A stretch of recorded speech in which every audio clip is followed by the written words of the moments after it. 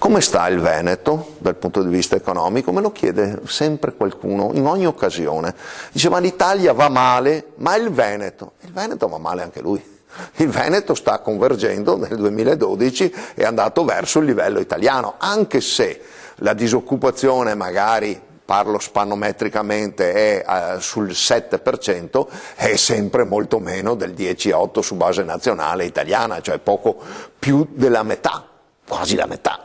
Se parliamo poi di povertà, anche questa è un terzo del livello registrato a livello nazionale. Se parliamo di export, invece, il livello nazionale va un pochettino meglio del Veneto, ma il Veneto è sempre in seconda posizione per quanto riguarda l'export, dopo la Lombardia. Lombardia però ha il doppio di abitanti, il doppio di aziende, parliamo del 25% dell'economia italiana.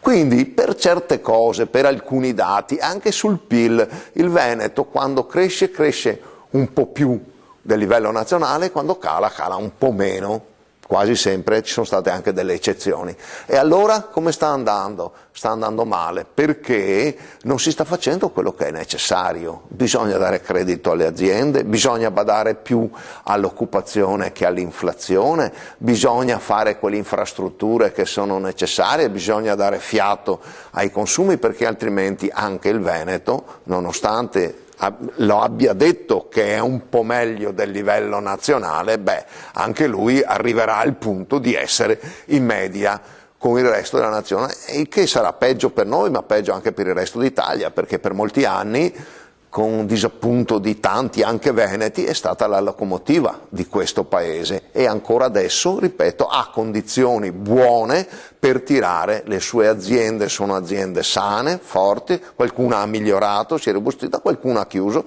ma però c'è la possibilità. Ma se non teniamo conto che il dato principale è l'occupazione, è da lì che vengono poi i consumi che danno fiato a quelle piccole imprese che lavorano nel mercato interno, perché non tutte esportano, bene, se non teniamo conto di questo, anche il Veneto subirà la sorte del resto del paese.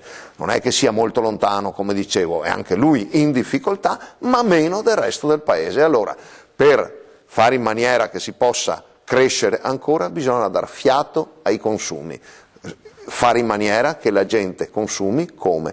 Anche abbassando le tasse, ma soprattutto sgravando le famiglie numerose, le famiglie con figli.